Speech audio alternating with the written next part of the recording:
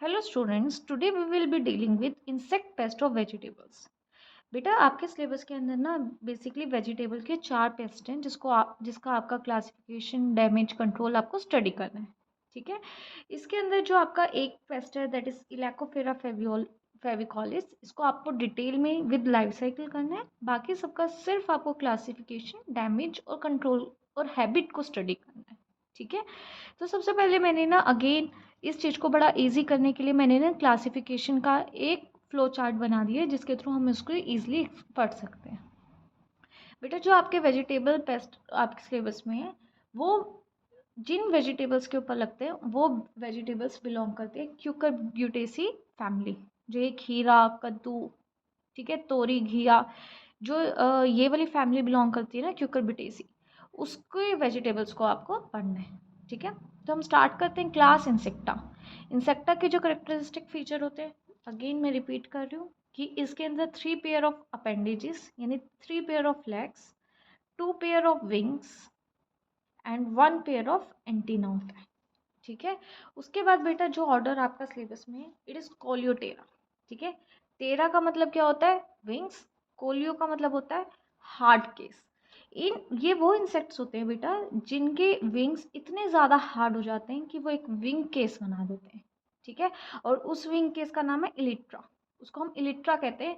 ऐसा होता है कि इनके विंग्स हैं, उन्होंने अपने पीछे की साइड डोर्सली फोल्ड करे और उन्होंने एक हार्ड कवर बना दिया जिसको हम बोलते हैं इलिट्रा। ठीक है, दूसरे ऑर्डर है बेटा आपका डाइटेरा। डाई मतलब ट्रू, टेरा मीन्स विंग्स, यानी ये ट्रू विंग्ड होते हैं। ठीक है, यानी हम इनको ना ट्रू बर्ड्स या ट्रू इंसेक्ट्स भी बोलते हैं। इसके अंदर क्या होता है, जो आपको पता है बॉडी 3 पार्ट में डिवाइडेड होती है। ठीक है, प्रोथोरैक्स, मेसोथोरैक्स एंड मेटाथोरैक्स। ठीक है, जो इसके 4 विंग्स होते हैं ना बेटा वो मेसोथोरैक्स में होते हैं, और जो इसके हिंड विंग्स होते हैं वो होल्टर्स के अंदर मॉडिफाई हो जाते हैं। ठीक है, कि इसके 4 विंग्स हैं बेटा वो मेसोथोरैक्स, और जो इसके हिंड विंग्स हैं वो होल्टर्स के अंदर मॉडिफाई हो जाते हैं। उसके बाद हम बात करते हैं तीसरे ऑर्डर की, दैट इज एक्रेरिना। ठीक है, ये वो इंसेक्ट्स होते हैं जो छोटे होते हैं और जिनका एब्डोमेन अनसेगमेंटेड होता है। ठीक है, यानी शॉर्ट एंड अनसेगमेंटेड एब्डोमेन जिनका होता है उसको हम इस ऑर्डर के अंदर रखते हैं। अब हम फैमिली की बात करते हैं। कोल्यूटेरा के अंदर बेटा आपको 2 फैमिलीज को डील करना है। सबसे फर्स्ट है ट्राइजोमेलिटी।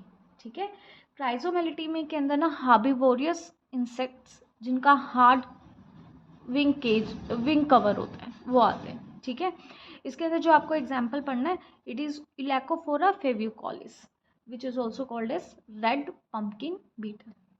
ठीक है, और इसी के अंदर आपको ल्यूटेरा के अंदर आपकी दूसरी फैमिली जो आपको स्टडी करनी है इट इज कॉकिनिलिडी। ठीक है, इट इज कॉकिनिलिडी। अगर आप कॉकिनिलिडी की बात करते हो बेटा इसके अंदर जितनी भी लेडी बग्स आती हैं ना वो आ जाती हैं। ठीक है, और आपका इसका एग्जाम्पल है Epilachna vigintioctopunctata which is also called as hadda beetle. ठीक है, which is also called as hadda beetle. अब हम ऑर्डर डाइटेरा की बात करते हैं। इसके अंदर जो फैमिली हमने पढ़नी है इट इज ट्राईपैटिडी। ठीक है, इट इज ट्राईपैटिडी। इसके अंदर जितने भी आपकी फ्रूट फ्लाइज जैसे ड्रोसोफिला जैसी इंसेक्ट्स होते हैं ना वो आते हैं। इसके अंदर जो आपको जीनस पढ़ना है it is Dacus cucurbitae which is also called as pumpkin fruit fly.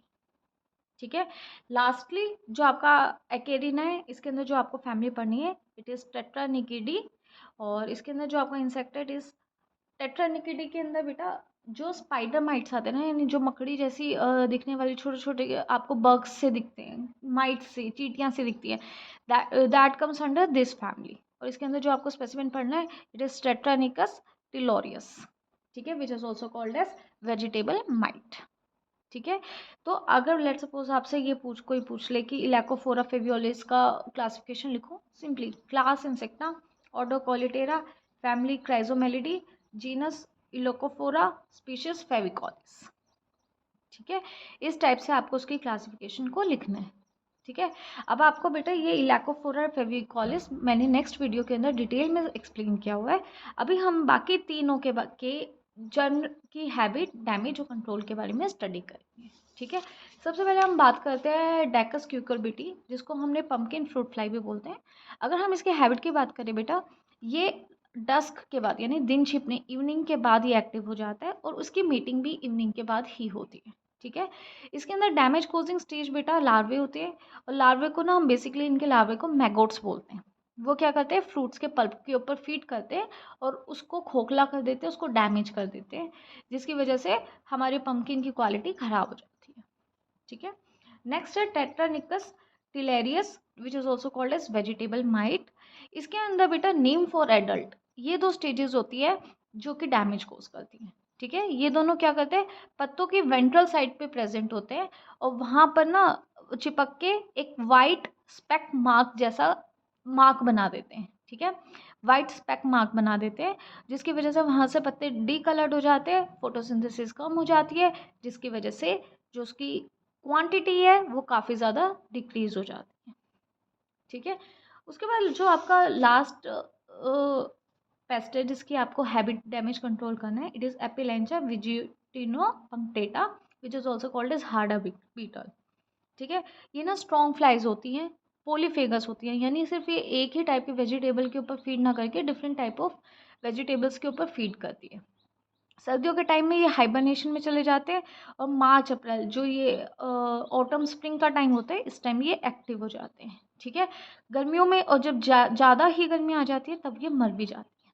ठीक है, इसका ग्रब और एडल्ट ये दो स्टेजेस है जो डैमेज कोज करती है। इसका ग्रब क्या करता है, पत्तों की अपर सरफेस को स्क्रैप कर देता है और जो इसका एडल्ट होता है बेटा ये पत्तों को सेमी सर्कुलर पैटर्न में खा रहा होता है, जिसकी वजह से पत्ते ब्राउन हो जाते हैं और सूखने लग जाते हैं और पत्ते पतझड़ सी स्टार्ट हो जाती है पौधों के अंदर।